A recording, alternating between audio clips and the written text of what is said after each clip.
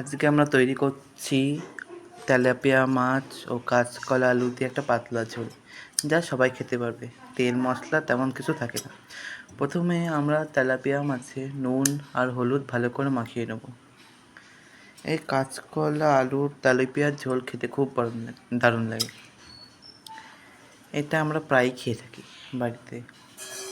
এবারটা মাখানো হয়ে গেলে ফ্রাই প্যানে তেল দিয়ে সেটা ভালো করে গরম করে নেব, যাতে তেলাপিয়া মাছগুলো ছাড়ার সাথে সেটি বাসনপত্রে লেগে না যায়। তেলাপিয়া মাছ বলে না, যে কোনো মাছ ভাজার আগে আমরা তেলটাকে ভালো করে গরম করে নেব, যতক্ষণ না ধোঁয়া উঠে আসছে তেলের থেকে। সব মাছ একবারে না ধরাই কিছু মাছ প্রথমে ভেজে নিচ্ছি, তারপরে কিছু মাছ ভাজবো। এই দেখতে পাচ্ছেন মাছগুলো আমরা একটু কড়কড় করে ভেজে নিয়েছি কড়া করে। এবারটা আমরা নামিয়ে নেব ফ্রাই প্যান থেকে। মাছের সাইজগুলো একটু ছোট, ও কিছু মনে করবেন না। এবারটা যে বাকি মাছগুলো রয়েছে সেগুলো আমরা এক এক করে ভেজে নেব আগের মতো। এই সময় আমরা ঝোলটা রেডি করব। এবারটা তেলটা গরম করে তার মধ্যে রাঁধুনি ফোড়ন ও শুকনো লঙ্কা ফোড়ন দিয়ে আলুটা দিয়ে দেবো। কিছুটা নেড়ে চেড়ে আমরা রাঁধুনি ফোড়ন ও আলু একটু ভেজে নেব। ভাজার সময় আমরা একটু লবণ ও একটু হলুদ গুঁড়ো দিয়ে দেবো। এই সময় জোরটা হাই ফ্লেমে রেখে দেবো, যাতে আলুটা ভালো করে ভাজা হয়ে যায় ও ঝোলের সময় আলুটা সিদ্ধ হয়ে যায় ভালো।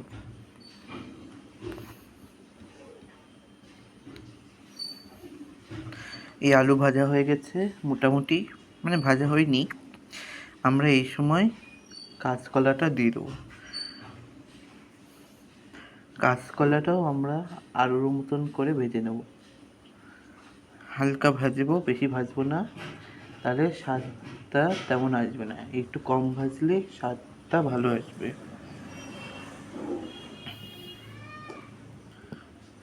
এই দেখতে পাচ্ছেন কাঁচকলা ও আলু প্রায় ভাজা হয়ে গেছে।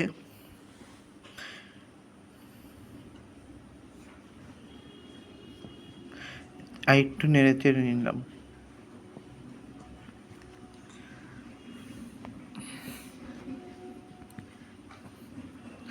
এবারটা আমরা পরিমাণ মতন জল দিয়ে দেবো। জল দেওয়া হয়ে গেলে আমরা কয়েকটা কাঁচা লঙ্কা দিয়ে দেবো ঝালের জন্য। কেউ যদি ঝাল বেশি খেতে চায় তাহলে কাঁচা লঙ্কার পরিমাণ বাড়াতে পারেন, ও কম খেতে চাইলে লঙ্কা না 3-4টে দিতে পারেন। এখন আমরা স্বাদ মতন লবণ দিয়ে দেবো আর একটু হলুদ দিয়ে দেবো। এবারটা ভালো করে নেড়ে চেড়ে ফোটানোর জন্য রেখে দেবো। এই যে ফুটে গেছে দেখতে পাচ্ছেন।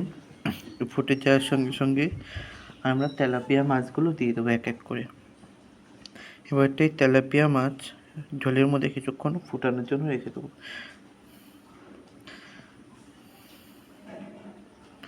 এবারটা আমরা কিছুক্ষণ ঢাকা দিয়ে রেখে দেবো 5 থেকে 10 মিনিট।